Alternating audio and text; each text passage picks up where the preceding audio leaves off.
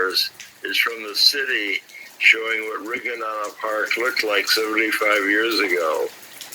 So the towers were there in the photo, but you can't see the pools. But Price drew the towers in his remote viewing. So he saw the towers and he saw the pools and drew everything extremely accurate. So this is number one. And so even here, there's a temporal dislocation of some sort, I guess. Absolutely. He's looking. Price never saw this picture. Price died 2 years later, or 3 years later. So he never got.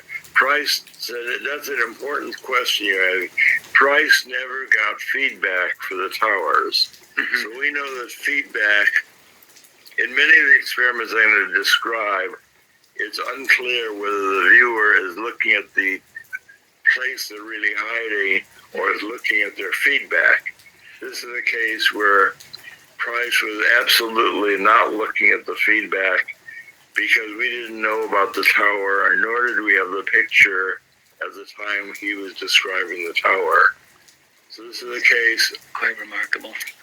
So this is a new discovery for me, because this was the example of where Price was describing what was there and what was there 75 years ago, and he got feedback for none of that.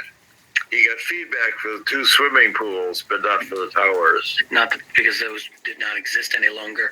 There's another Pat Price remote view that this is not what he drew. This is from a CIA drawing, but he was remote viewing. This is a Soviet location, correct? That's right. So CIA is still an SRI. So you really did great with the swimming pool. Here are the geographical coordinates of something we'd like you to draw or see or describe. And so we go back into our little shielded room. I tell Pat, here coordinates. I don't know what they pertain to, a little slip of paper. And he said, well, I'm lying on a building and the sun is shining and this giant gantry crane is rolling back and forth over my body. Now, gantry crane is a very specialized piece of knowledge. The crane he drew here, 4-wheel, 8-wheel crane rolling on tracks, is what he drew on my right. That's exactly a gantry crane. And of course, nobody knew what his target was, but he experienced being on the building where the crane was rolling overhead, and he drew that remarkably accurate picture of an 8-wheel crane on tracks.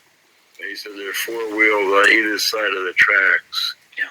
So we then we handed that in, like handing in the homework to the teacher, and they gave us feedback. That is, Price drew the picture on the right, and they then showed us the picture on the left. So that's pretty good.